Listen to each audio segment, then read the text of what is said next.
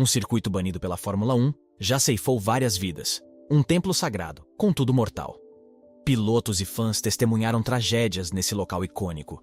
Tão arriscado, teve suas corridas de Fórmula 1 interrompidas. Mas por que essa decisão?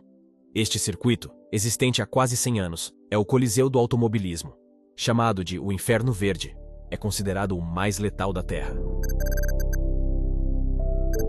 Para narrar a história desse marco do automobilismo, precisamos voltar um século. A Alemanha emergia como líder global no setor automotivo. Em 1904, o local sediou a primeira corrida da Copa Alemã. Um francês em um carro francês foi o vencedor. Foi um golpe ao orgulho alemão. Isso fez os alemães perceberem algo crucial. Sem um local para testar seus veículos, estariam sempre atrasados na competição. Decidiram então criar um circuito nas montanhas Eiffel. Seria exclusivo para testes de carros alemães. Uma ideia genial para aprimorar seus automóveis. No entanto, a Primeira Guerra Mundial interrompeu os planos. Em 1920, a Alemanha enfrentava uma grave crise econômica. Altas taxas de desemprego e uma moeda desvalorizada dominavam o cenário. Parecia inviável construir uma pista de corrida, certo? Mas, contrariando expectativas, era exatamente o que o país precisava. A indústria automobilística alemã, apesar das adversidades, mantinha sua força. Um circuito moderno impulsionaria inovações em seus veículos. O projeto também geraria empregos, aliviando parte do desemprego. Além disso, o país atrairia pilotos globais com tal pista, uma excelente estratégia para se integrar à comunidade esportiva mundial. Nos anos 1920, um momento significativo ocorreu no mundo automobilístico.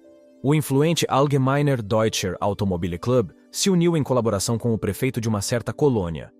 Juntos abraçaram uma visão: o Projeto Nürburgring. Foi uma decisão pioneira e as sementes plantadas rapidamente frutificaram.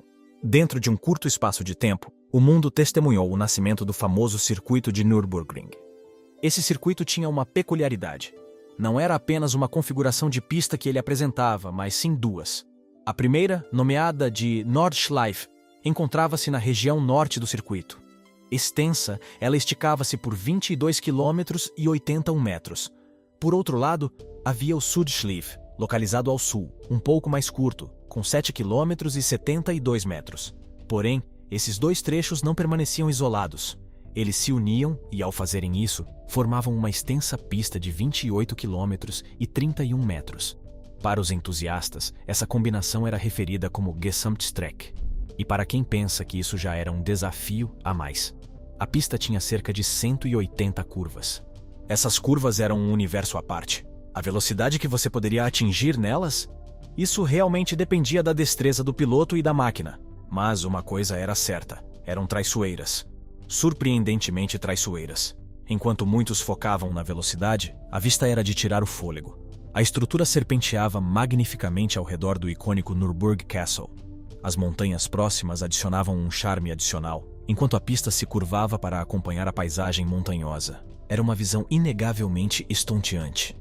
No entanto, essa beleza natural camuflava seus perigos. Era um local que não apenas colocava os carros à prova, mas também os corações e almas dos pilotos. Era a linha tênue entre os verdadeiros entusiastas e os que estavam ali pelo mero brilho do glamour. Não demorou muito para que a comunidade global levantasse suas antenas. Eles observavam com interesse crescente o que os alemães estavam desenvolvendo. E ao descobrir o potencial do circuito, tomaram uma decisão audaciosa. Ele deveria se tornar um circuito de grande prêmio. Contudo, o que muitos não perceberam na época era a periculosidade do local.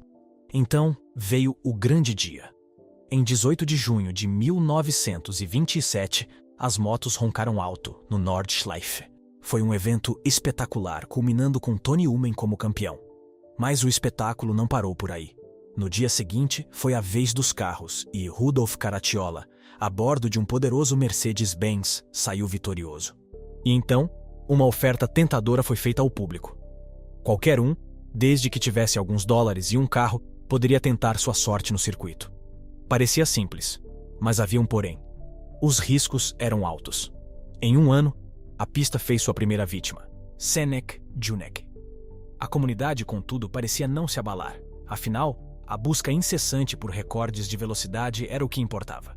E falando em recordes, Louis Chiron fez história ao alcançar impressionantes 115 km por hora em um Bugatti. O ano de 1951 trouxe mais novidades. A elite do automobilismo, a Fórmula 1, marcou sua presença no Nürburgring. O local escolhido? O Nordschleife, que sediaria o Grande Prêmio da Alemanha. A adição do campeonato e a própria natureza traiçoeira da pista aumentavam a popularidade do circuito. Porém, com o passar do tempo, os riscos cresciam. Os carros, em sua busca frenética por velocidade, muitas vezes mal conseguiam se manter na pista. As curvas fechadas, a falta de visibilidade e as superfícies irregulares eram desafios constantes. Os organizadores tentaram intervenções, adicionando chicanes, mas os perigos persistiam. E assim, uma reflexão final. Mais risco, mais emoção. Nürburgring sempre foi um circuito imprevisível. Em 1968, Jack Stewart venceu lá, apelidando-o de Inferno Verde. Uma designação que ficaria para sempre. O local era arrepiante. Pilotos e equipes hesitavam em correr ali sem mudanças.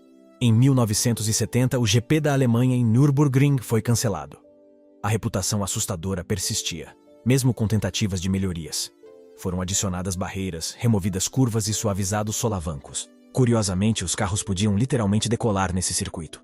Após essas alterações, em 1971, a Fórmula 1 retornou próximo ao castelo. Contudo, em 1976, eles saíram novamente. A pista necessitava de intensos aprimoramentos. O seu tamanho exigia 5 vezes mais pessoal, desde comissários à equipe médica. No mesmo ano, em 76, trouxe o último GP no Nordschleife. Esse ano destacava Niki Lauda, campeão e líder do campeonato.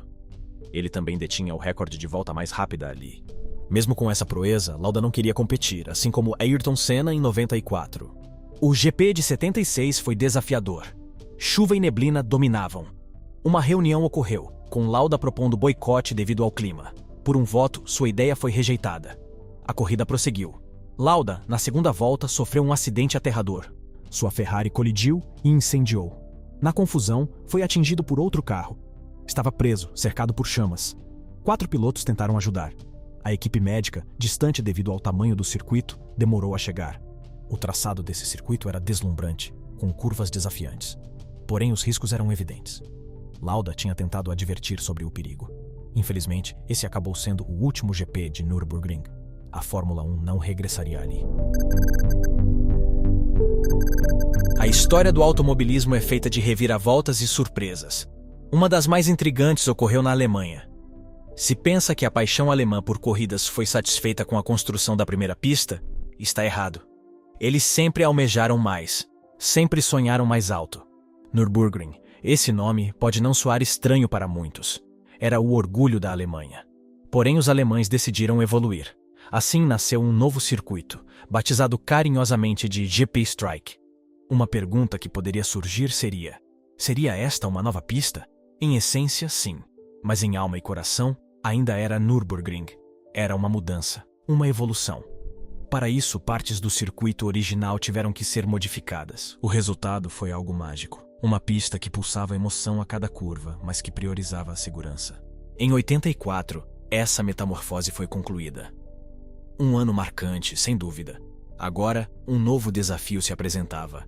Como mostrar ao mundo que esta nova versão de Nürburgring era ainda melhor?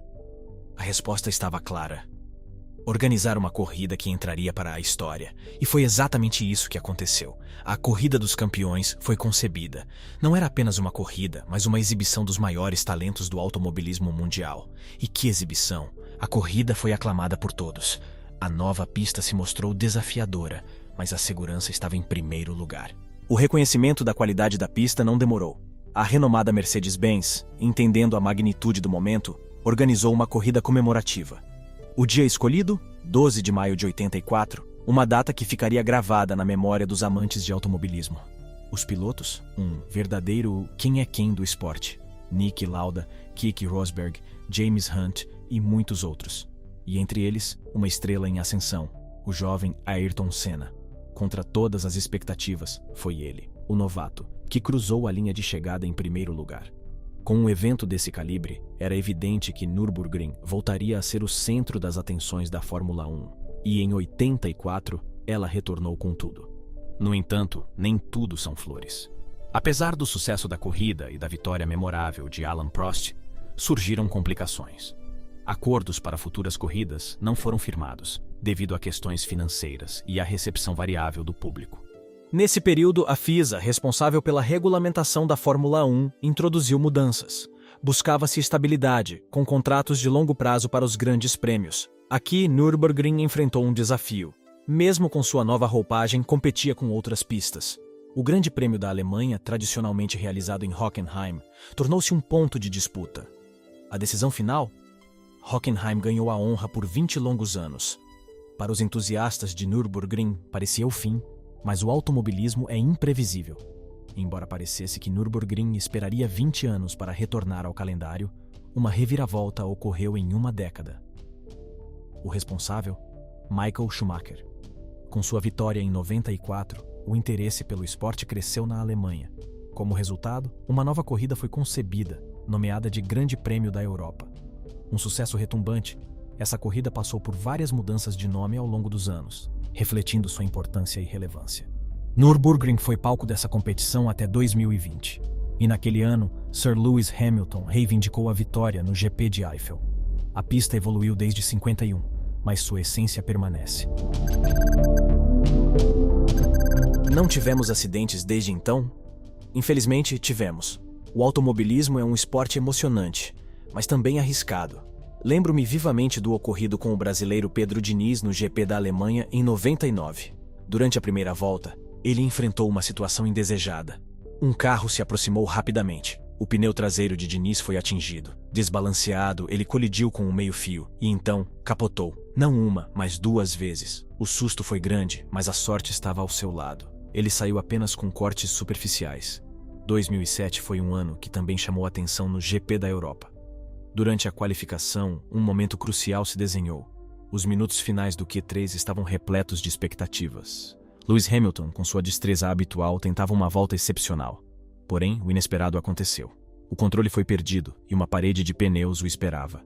A colisão foi assustadora. Ao sair do carro, Hamilton titubeou. Mesmo assim, sua resiliência ficou evidente. Os ferimentos eram mínimos. A corrida também reservou surpresas. A natureza decidiu intervir com uma chuva intensa. A pista antes dominada tornou-se um desafio. Pneus especiais foram usados, mas não eram suficientes. 7 pilotos foram forçados a abandonar.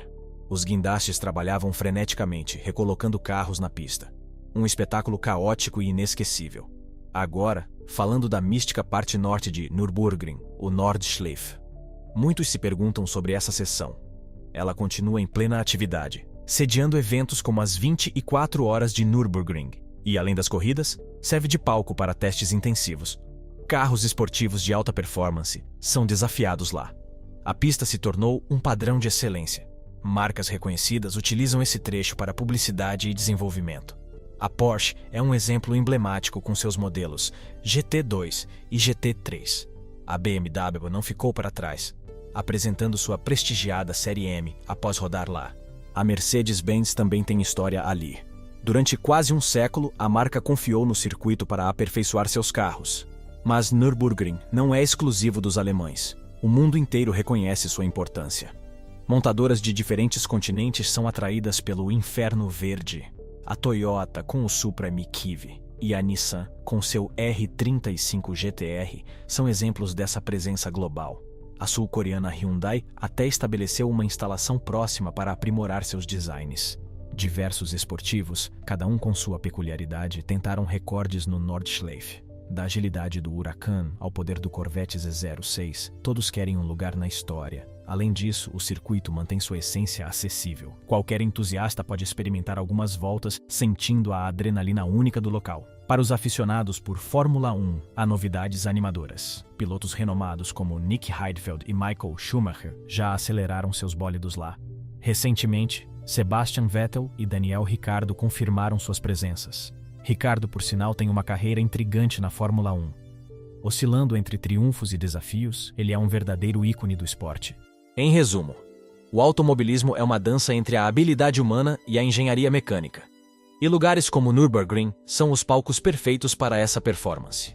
Agora, se você quer saber como a montadora Ferrari nasceu, clique no vídeo que está passando na sua tela e descubra como um menino pobre foi capaz de criar uma das maiores italianas. Se você gostou deste vídeo, não deixe de dar seu like e se inscrever no canal, ativando as notificações porque eu posto vídeos novos todos os dias. Inclusive, te vejo no próximo.